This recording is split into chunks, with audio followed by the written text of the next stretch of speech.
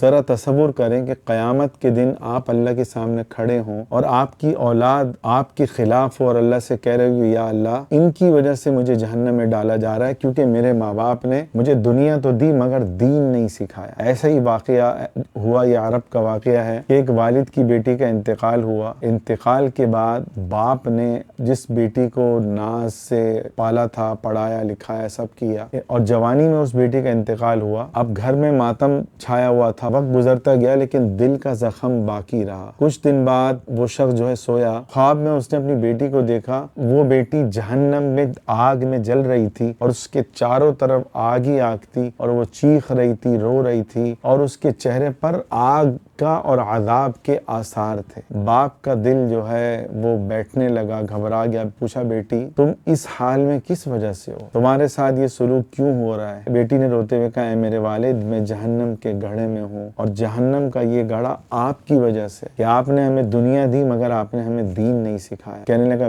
بیٹا میں نے تو تمہاری پڑھائی پہ، تمہارے کپڑوں پہ، تمہاری گاڑی پہ، تمہارے زیورات پہ جتنا میں کر سکتا تھا میں نے کیا، تمہاری ہر خواہش پوری کری، پھر یہ عذاب کیوں ہو رہا ہے؟ بیٹی کی آواز بدل گئی اور وہ درد کے ساتھ غصے میں کہنے لگی ابا آپ نے ہمیں دنیا تو دی مگر ہمیشہ ہمیشہ رہنے والی جگہ آخرت، آپ نے اس کی ہماری تربیت نہیں کری، آپ نے آخرت کی طرف ہمیں متوجہ نہیں کیا، آپ نے ہمیں نماز کی طرف متوجہ نہیں کیا، آپ نے ہمیں نماز کے لیے کبھی جھنجھوڑا نہیں، ہماری دینی تربیت نہیں کری، ہم رات بھر گانے سنتے اور فلمیں دیکھتے، ڈرامے دیکھتے، آپ نے مکس گیدرنگ میں بیٹھتے، ابا آپ نے کبھی ہمیں نہیں روکا، ہم بے پردہ بازاروں میں پھرتے، ابا آپ نے ہمیں کبھی منع نہیں کیا۔ میرے عزیزوں، کبھی کبھی اللہ یہ مناظر دکھاتا ہے کہ عذاب قبر اور خواب میں اپنی اولاد کو دیکھنا کبھی کبھی اللہ دکھاتا ہے۔ تو وہ کہنے لگے ابا آپ نے ہمیں ٹوکا نہیں، آپ نے ہمیں فیشن کے کپڑے لا کے دیے جس سے ہمارا جسم نمایاں ہوتا تھا، لوگ ہمیں دیکھتے تھے، ابا آپ کی تو جب باری آئے گی عذاب کی آئے گی، لیکن اے میرے والد آپ کی وجہ سے مجھے عذاب دیے جا رہا ہے۔ پھر وہ روتے ہوئے بولا بیٹی میں نے تو تمہیں خوش رکھنا چاہا۔ بیٹی کہنے لگی ابا آپ نے خوشی نہیں دی، آپ نے ہمیں تباہی دی ہے، تباہی۔ قرآن میں ہے نا ما سلککم فی سقر، جہنم سے پوچھا جائے گا کہ تمہیں کس وجہ سے، جنتی پوچھ رہے ہوں گے کس وجہ سے تمہیں جہنم میں ڈالا گیا، وہ کہیں گے قالوا لم نک من المصلین، ہم نماز نہیں پڑھتے تھے۔ وہی بات یہ بچی کہہ رہی ہے کہ ابا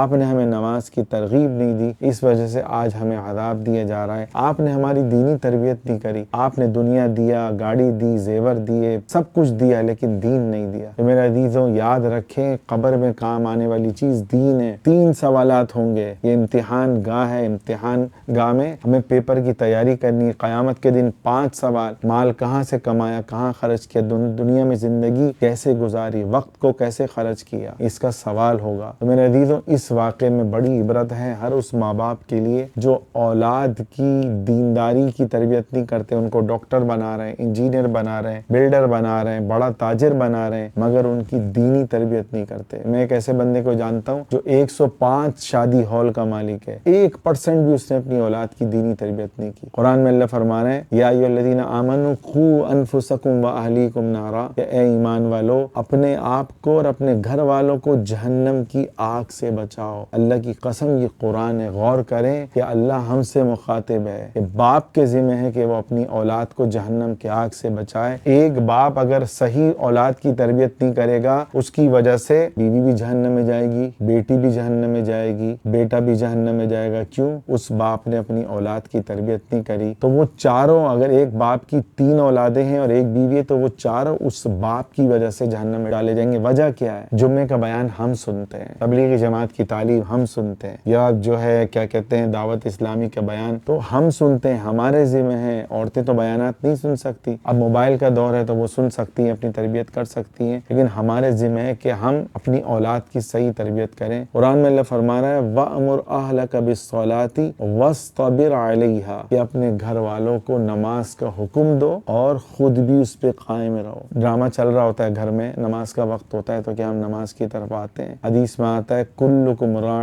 وکلکم مسئول عن رعیتہ، صحیح بخاری اور مسلم کی حدیث ہے کہ تم میں سے ہر شخص اپنے گھر پر، اپنے گھر والوں پر نگہبان ہے اور ہر ایک سے اس کی رعیت کے بارے میں پوچھا جائے گا، یعنی اس مرد سے پوچھا جائے گا کہ تم نے اپنی اولاد کی کیسی تربیت کی۔ باپ کے لیے حکم ہے اگر وہ اپنی اولاد کو نماز کا حکم دے، حدیث میں آتا ہے ابو داؤد کی حدیث ہے، اگر وہ نماز نہ پڑھے 10 سال کی عمر میں تو 10 سال کے بعد باپ اولاد کو نماز نہ پڑھنے پر ہلکا سا مار بھی سکتا ہے۔ اگر باپ سے پیار سے بولتا رہے، اولاد نہیں سمجھ رہی، 10 سال کے بعد حدیث میں حکم ہے اپنی اولاد پہ ہاتھ اٹھا سکتے ہو کہ بیٹا نماز پڑھو۔ آج اولاد موبائل میں لگی ہوئی ہے، فیشن میں لگی ہوئی ہے، نماز بھی گئی، حیا بھی گئی، پردہ بھی گیا، اور جو ہے خود بھی جہنم میں جا رہے ہیں، اولاد کو بھی جہنم میں دھکیل رہے ہیں۔ تو کوشش کریں میرے عزیزوں کہ قرآن حدیث کی باتیں سنیں، ان کو سن کر ہمارے ایمان کی بیٹری چارج ہوگی۔